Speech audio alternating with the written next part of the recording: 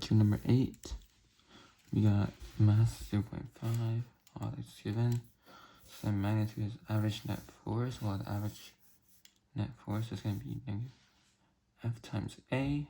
Net force of F equals M times A. And A average is going to be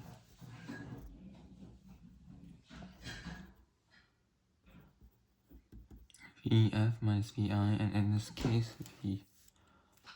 VI here is going to be is 20 meters per second.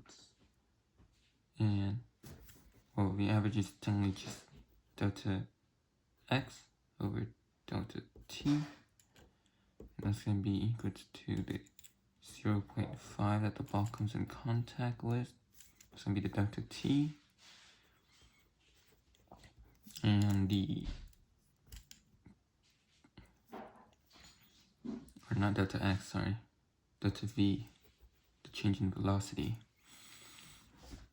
Change in the velocity is 20 to 0, so it'd just be 20 at the top right here.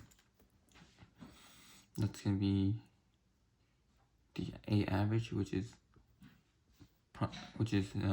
just 400, and we can plug that into the equation here. Mass is going to be 0.5, so net force equals to 1/2 of 400, which is just going to be 200 newtons for the magnitude of average net force during the kick. And then for B,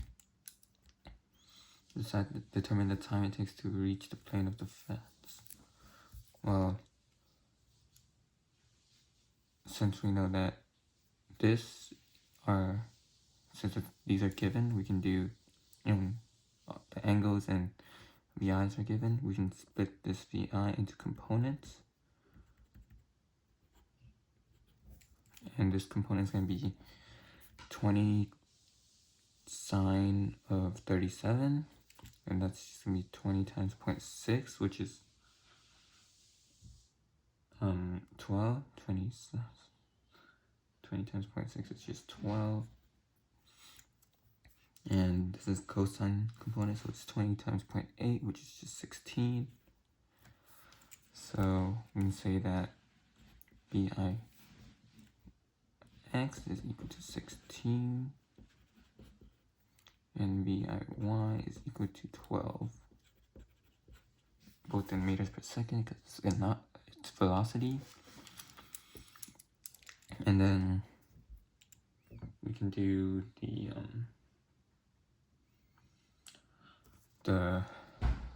displacement functions of that, which is going to be delta X is equal to VI, like the regular displacement function, right?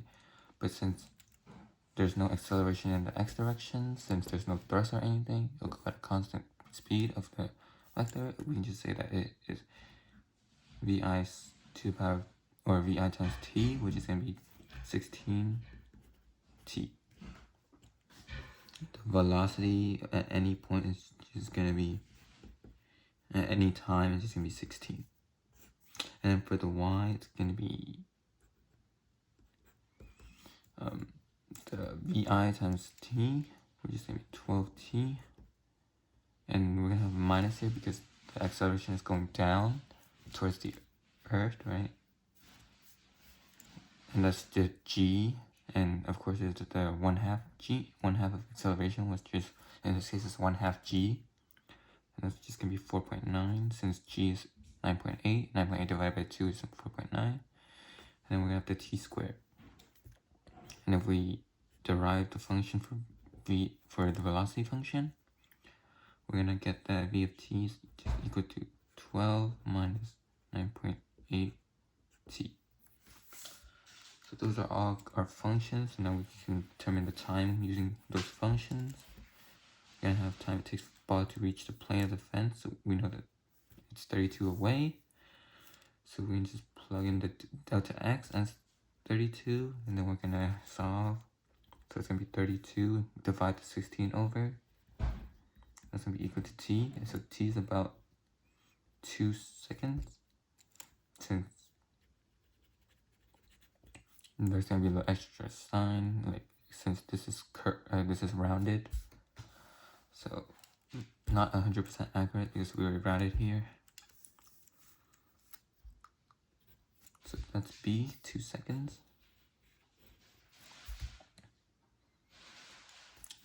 So this is T equals 2 at this point. Determine the instantaneous after the ball has traveled 32 down the field horizontally. So then we can just, since we know that the time at that point is going to be 2 seconds, right? 32 down the field. We can just plug that into each of the velocity function and find the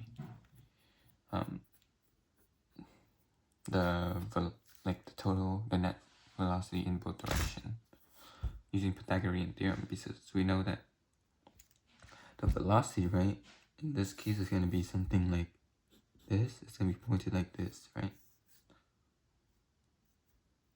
We don't know where. It could be down here, it could be up here for all we know, but we know that it's going to be in this direction because, oh no, it's on its way down. So draw it to the x-axis, the components, and we're going to have to plug in here. Well, it's just 16, so the x component is 16. Y component, when we plug it in, we're going to get about, we should get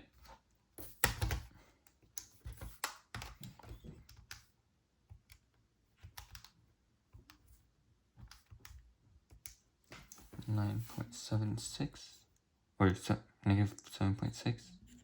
So then we can square both of those. 16 squared plus, well, when it's squared, the negative's gonna go away, so we just 7.6 squared, and we square root that because of Pythagorean theorem, and we're gonna know that the instantaneous velocity is gonna be 17.713 meters per second.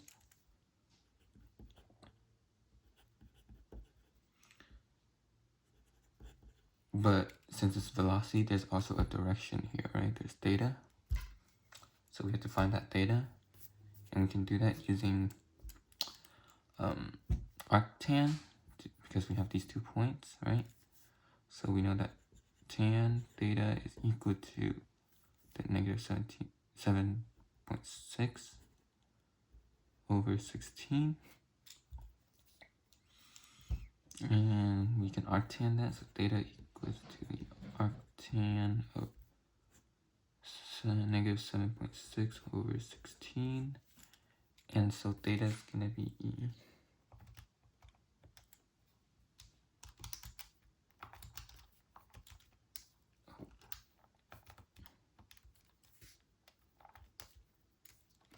about negative 25 degrees.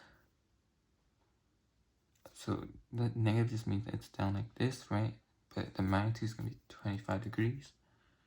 So we're going to say 25.41 degrees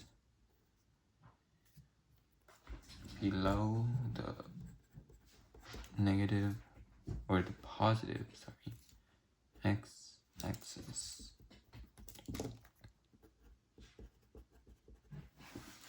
And that's going to be our instantaneous velocity. So after it has risen its distance to position from the launch, what's the speed? Well, that means the height is 2, right? So we can just plug in height equals 2 here. If we do that, use quadratic program, do negative 4.9. B is going to be 12. And since the distance is 2 up, right, when we move it over, it's going to be negative 2. And there's 2 times, right? One is going to be for here and here, because it's going to curve down. So we're going to use the times that's less, so the 0.17. So t at this point is equal to or 0.179878866, right? So then the instantaneous speed, we can just plug that into the velocity function and take the absolute value of that. So I'm just gonna do that.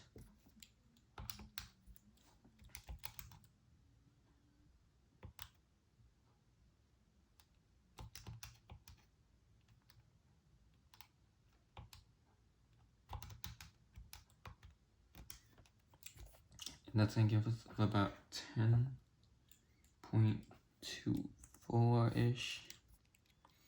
And if we draw it, it'll be going up, right? So it's gonna again have two components. It's gonna have an x, which is just, as I said before, 16.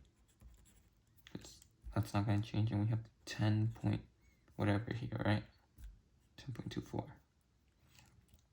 So we're gonna square this plus the 16 squared. We're gonna square root all that because of Pythagorean theorem, and we're gonna have a speed of about 18.995 meters per second. And there's no direction because of speed, so that'll be our answer. Or that was part D, I guess, because there's still that. So this is gonna be part E, part F, this is part G. So for part E, we're gonna have to get, it's asking if it hits the fence. So using the time that we got from here to here, at this time it's gonna be 2, right? We can just plug that into the delta x or delta y function to get the height at that position. So delta y function, I think I already plugged it in. Yes, I did. So we're gonna put trace, and we're gonna plug in when the time is 2. I get about 4.4 for the height, but the fence is only 2.5. So the height is gonna be like, the height of the ball is gonna be somewhere up here, right? Like here-ish. 4.44 is up here, so no, it's not gonna hit the fence. And if we're gonna take how far it's up, we're just gonna do 4.44 because that's the total. We're gonna do minus the 2.5 to find how much is here. We get about 1.9.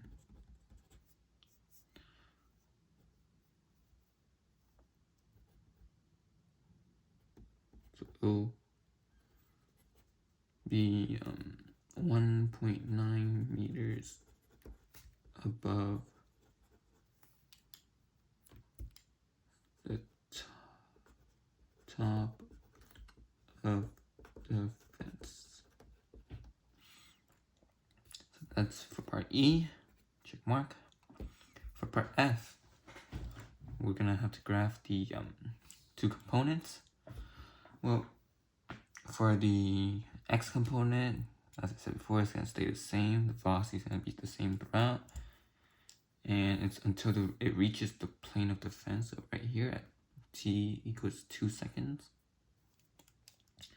So it'll be 16 until 2. So we'll just do this.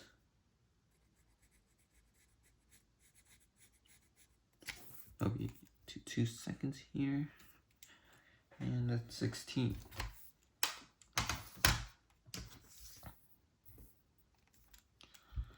So that's the graph for the horizontal component, the v of x, vt of x, the vt in the x direction, and for the y, the v of t in the y direction, we're gonna have this is a linear equation, right? So we're gonna start at 12, which is like right here, and we're gonna plug in what it is at 2, so 12 minus 9.8 times 2, that'll be negative 7.6, right? The whatever before, 7.6 would be like here. And we just draw a line connecting the two.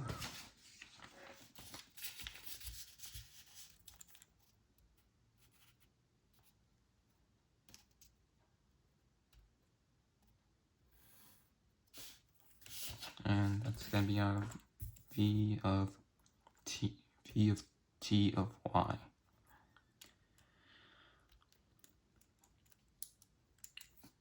And what angle should it be kicked so that it strikes the bottom of the fence? So right here, right? So that's y0, so we can just use range formula. And range formula is gonna be r is equal to vi squared sine 2 theta all over g. We move g over, move the vi over, so we divide by vi squared. So we're gonna have rg over vi squared equals sine 2 theta. And now we can multiply by arcsine. So it'll cancel out. Do arcsine over here. And we divide by 2, we're gonna get theta. This is all it's gonna be equal to theta. So we just plug it in. R is the range, which is 32. G is the 9.8. Vi squared is gonna be the 20 squared. And it's all gonna be over 2. Theta, plug it in.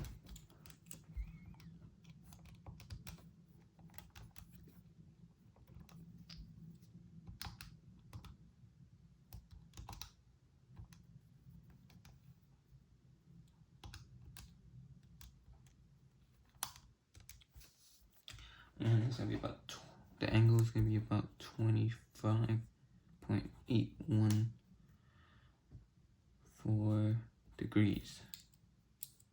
And it's gonna be above the positive x-axis, I guess.